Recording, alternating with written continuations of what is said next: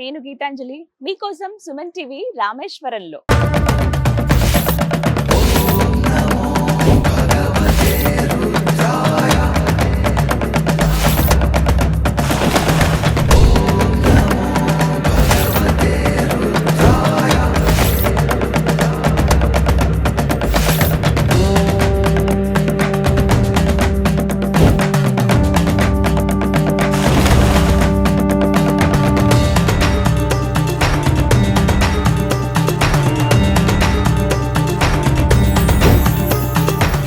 రామేశ్వరంలో Suman TV.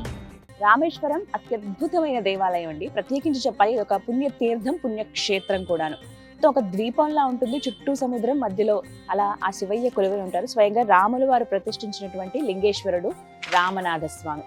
స్వామిని దర్శించుకోవడం ఒక భాగ్యం. అయితే ప్రత్యేకంగా ఈ ఆలయానికండి మొత్తం చాలా పెద్ద ఆలయం ఉంటుంది. 4 ద్వారాలు ఉంటాయి. ఈస్ట్ గేట్, వెస్ట్ గేట్, అలాగే నార్త్ గేట్, సౌత్ గేట్ అని. అంటే మొత్తం ఇవన్నీ కూడా ఎంట్రన్స్లు అనమాట. అన్ని చోట్ల నుంచి మనం దేవాలయానికి వెళ్ళొచ్చు. కాకపోతే ఈస్ట్ ఎంట్రన్స్ ఏదైతే ఉందో అది ప్రధానమైన మార్గం రామనాథ స్వామి అలాగే పర్వతవర్ధిని అమ్మవారిని దర్శించుకోవడానికి. ఎదురుగుండానే అగ్నితీర్థం, సముద్రం అంతా ఉంటుందన్నమాట. అయితే మిగతా గేట్లు ఏవైతే ఉన్నాయో, మనం ఎంటర్ అయ్యేది ఈస్ట్ గేట్ అయితే బయట ఎగ్జిట్ అనేది వెస్ట్ గేట్ అండి. ప్రస్తుతం అదే గేట్ దగ్గర నేను ఉన్నాను. ఇది వెస్ట్ గేట్ అన్నమాట, వెస్ట్ ఎంట్రన్స్. అయితే ఇక్కడ మనకి ఒకవైపుగా వినాయక స్వామి, మరోవైపుగా కుమారస్వామి దేవాలయాలు ఉంటాయి. బాలసుబ్రహ్మణ్య స్వామి అనమాట.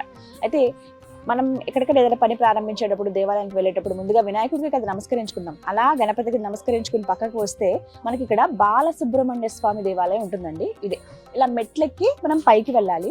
ఇక్కడ స్వామి చాలా ప్రత్యేకం. అన్ని ఎంట్రన్స్ లో మనకి గణపతి, సుబ్రహ్మణ్య స్వామి లోపలికి కనిపించిన వెస్ట్ ఎంట్రన్స్ లో మాత్రమే బయటకు ఉంటారు. ఇది ప్రధాన మార్గం అండి. మనం తిరుచి నుంచి లేదా మధురై నుంచి పంబన్ బ్రిడ్జ్ దాటుకుని ఎప్పుడైతే మనం లోపలికి వస్తున్నామో గుడికి చేరుకునే మార్గం ఇది ఒక్కటే అనమాట. సో ఫస్ట్ ఊర్లోకి మనం ఎంటర్ అయ్యామంటే మనకు కనిపించేది వెస్ట్ ఎంట్రన్స్. దాంతో పాటుగా ఇలా స్వామి దర్శించుకోవచ్చు. ఇక్కడ సుబ్రహ్మణ్య స్వామి ఎంత ముద్దుగా ఉంటారంటే రాతితో ఉంటారు. దగ్గర దగ్గర 400 ఏళ్ళైందండి ఈ స్వామిని ప్రతిష్ఠించి.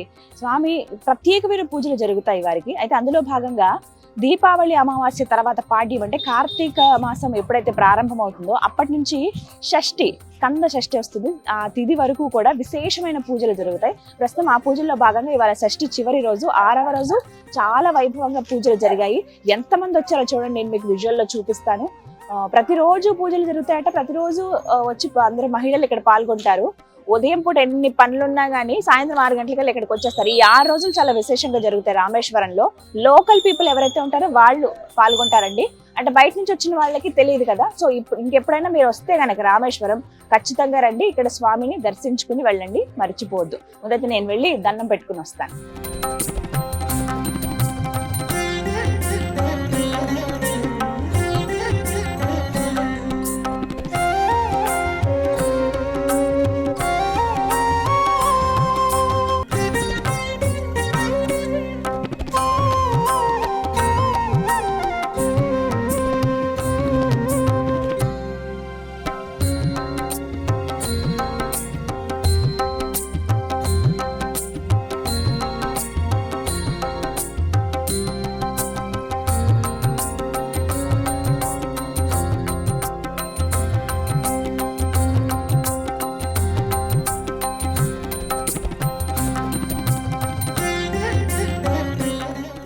స్వామి సుబ్రహ్మణ్యేశ్వర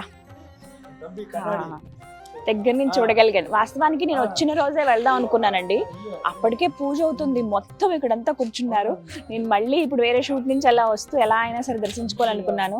ఇవాళ అసలు ఇంత దగ్గరగా చూడగలుగుతానని అనుకోలేదు. మంచి రోజు ఇవాళ, స్వామికి ఇష్టమైనటువంటి రోజు అనమాట. ఇది ఇవాళ జరిగిన విశేషమైన పూజలు ఏంటంటే స్కంద షష్ఠి కదండి. పాలాభిషేకం చేశారు, అలాగే పంచామృతాలతో అభిషేకం నిర్వహించారు. పుష్పాలంకరణ ఎంత బాగా జరిగిందో. స్వామిని మీరు గమనించారా అండి? చిన్నగా నవ్వుతూ రాతి విగ్రహం, అది చిన్నది అంతే, 2 అడుగులు ఉంటుందేమో రాతి విగ్రహం.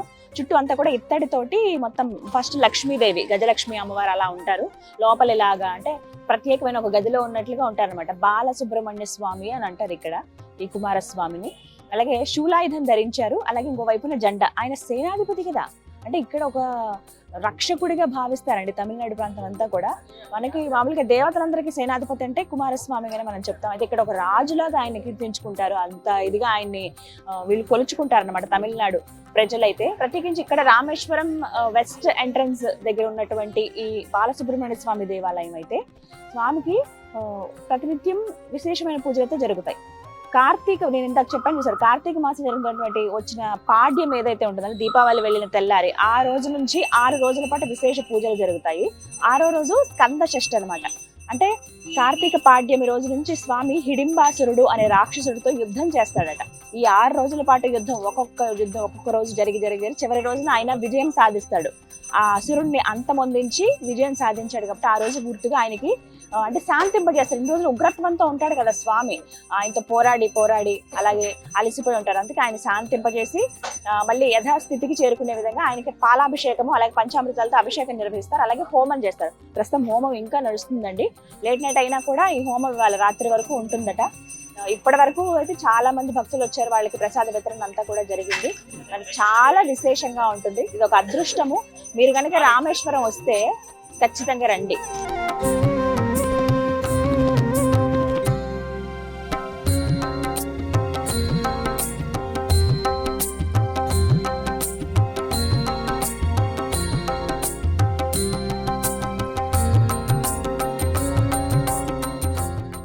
సుబ్రహ్మణ్య స్వామి గురించి చెప్పాలంటే అండి, తమిళనాడు ప్రజలు ఏంటంటే చాలా అంటే వారికి ఇష్టదైవం కులదైవంగా భావిస్తారు. ప్రతి ఒక్కరు ఇప్పుడు ఎక్కడైనా మీరు షాపులు గమనించారనుకోండి, ప్రతి షాపులో ఉంటారు సుబ్రహ్మణ్య స్వామి.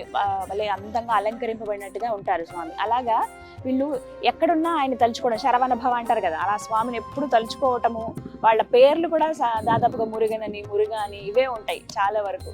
శరవణ అని ఈ పేర్లే దాదాపుగా నేను చూశాను.